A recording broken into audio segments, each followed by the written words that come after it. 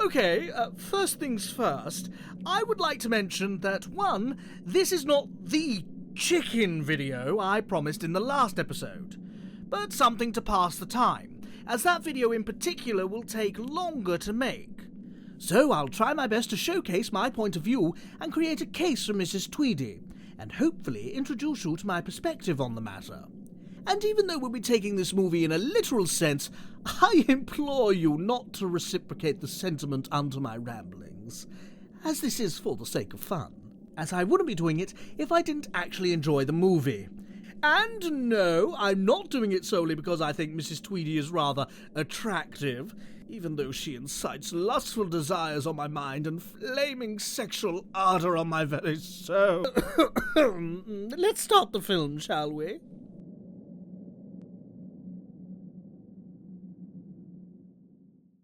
Okay, so as many of you know, the film is conceptually based on The Great Escape, a film about World War II prisoners that have to escape a prisoner of war camp. This explains as to why the writers decided to make the chicken coop look like a prison. But in terms of logic, why would any farmer actually do this? Because if you pay attention at the background, the coop has really high fences, barbed wire, and even guard dogs. The high fences are a bit excusable since the chickens are trying to escape on a regular basis, but why barbed wire? Why harm your main source of production? And why would the dogs patrol the farm constantly? And also, why does Mr. Tweedy constantly carry a shotgun throughout the first half of the movie? A reason that could explain as to why everything looks the way it does in here, going off logic and movie contextuality, could be that it's a way of keeping out predators. Remember, the movie is set in a rural Yorkshire farm of all places. Foxes, weasels, badgers, even dogs could present an actual threat to the chickens. And besides, if you look at the photos from the time in which this movie is based on, you can see that the animators did an excellent job at replicating the feel of an actual chicken farm. And with that being said, it's just a farm. The Tweedies are not in any real fault here since they're not really aware of the chicken's consciousness. And besides, there's not really any animal abuse going on here. Technically, yes, it's not pleasant and the chickens are confined and their eggs are being used in some form of production, but there's nothing really out of the ordinary here. Especially if you compare what you see on screen to modern practices of disposal and overall treatment. Tweedy's farm may as well be Valhalla when you hear some of the horror stories that happen in current times. And talking about judging stuff unfairly,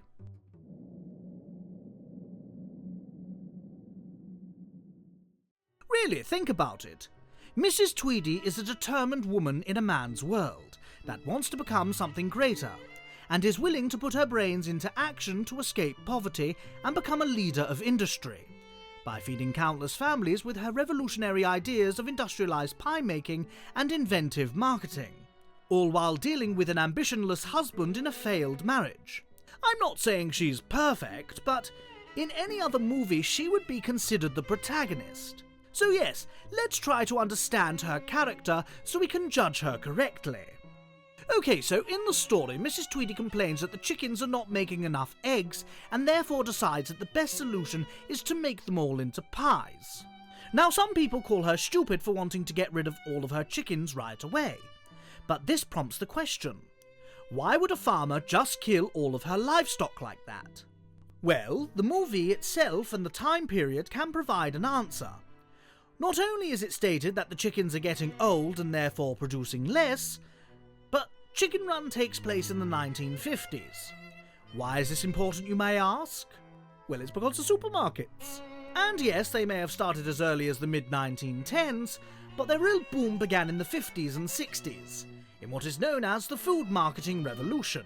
Basically, why go to a specialised store to buy a specific item, like, let's say, meat from the butcher or candy from a confectioner, when you can go to one place, where all the goods are stored, making said goods fight for your attention and making producers outbid or outproduce each other in order to increase the supply to the supermarket, and therefore you obtain them at a cheaper price.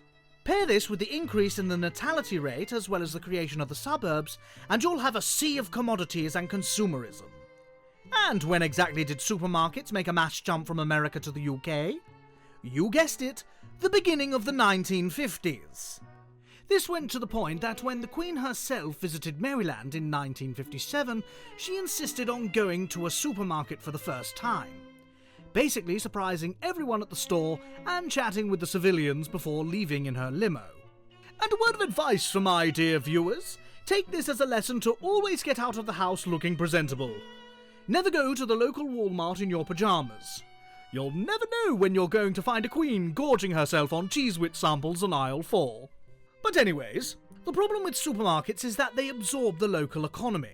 Since they operate on selling a high volume of products, they are able to lower their prices at rates their local competition simply cannot compete with, driving local business out of, well, business, and even absorbing the local production of, let's say, farmers to themselves, making it a situation of integrating into their system or dying as a business.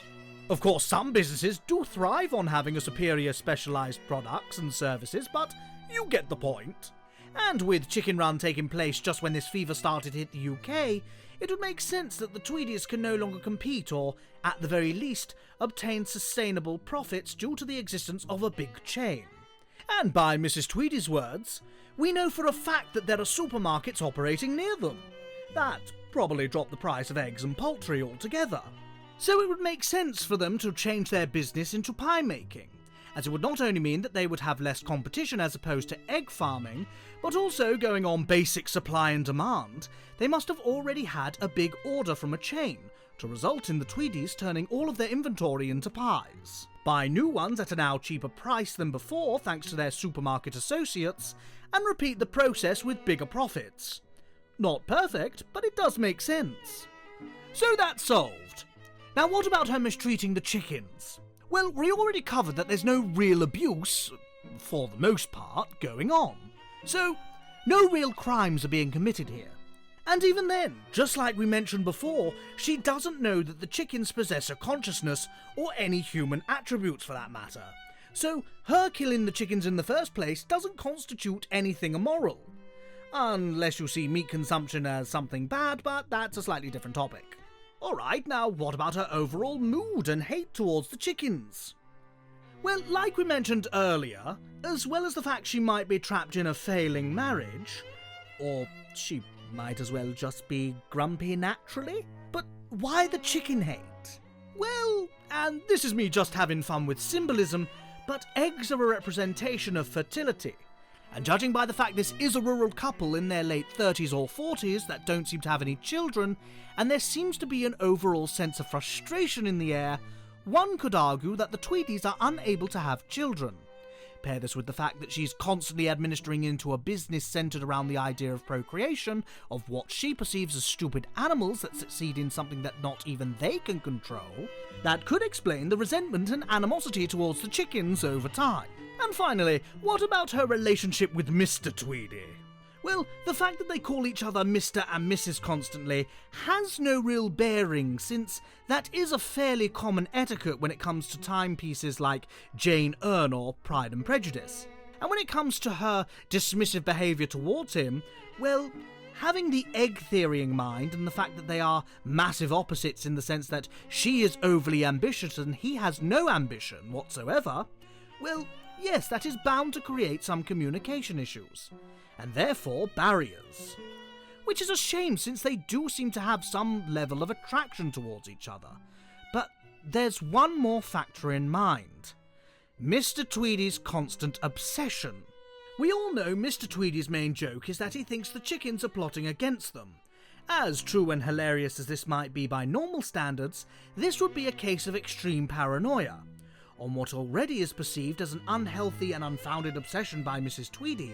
Pair this with the already incredibly negative perception of mental illness in the 50s, and mix it with the already existing poor communication, and you'll have an incredibly sour cake of misunderstanding. Not to excuse the abuse, but failure to understand this kind of illness leads to frustration on both sides, and dismissal of the issue as a whole. treating the overall problem as just silly or dumb behaviour, and this goes without having to mention the horrible malpractices that happened in the time and the social perception, and I may be going off on a limb here, but I would like to bet that a farmer's housewife in 1950s rural Yorkshire is not the most informed person on this matter.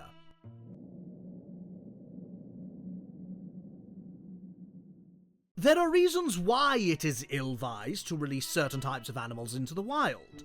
For example, some species like goldfish and rabbits are actually invasive and take away natural resources from the local fauna to the point of starving them out.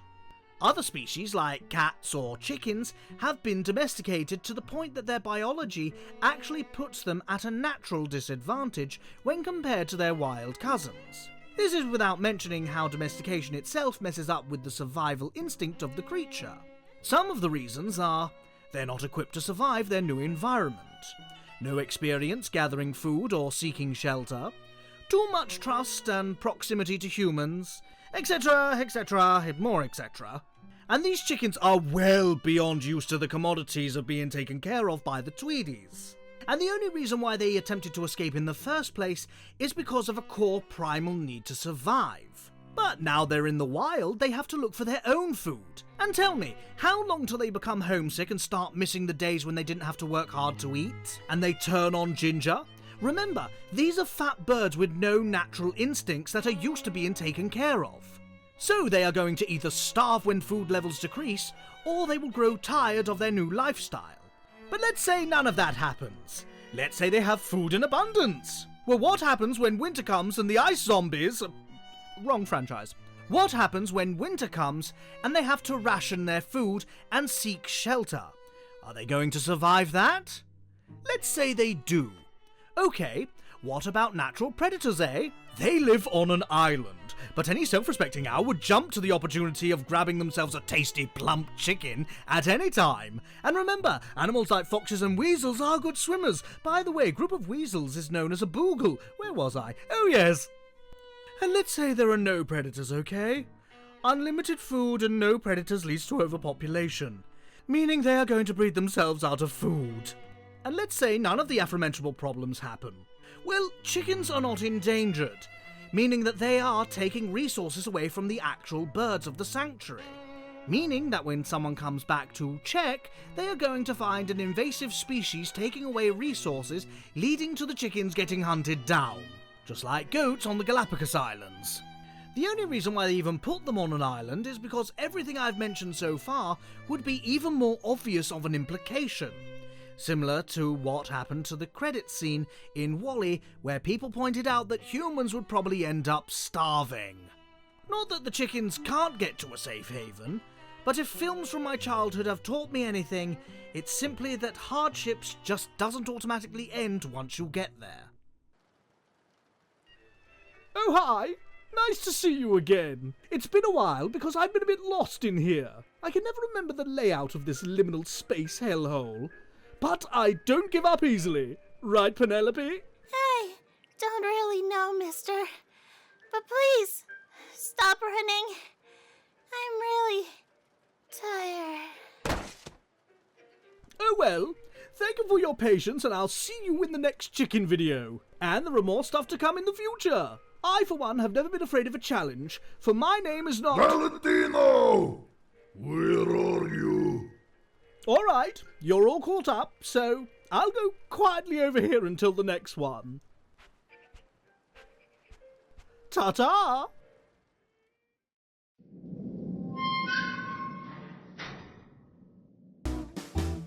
Well, I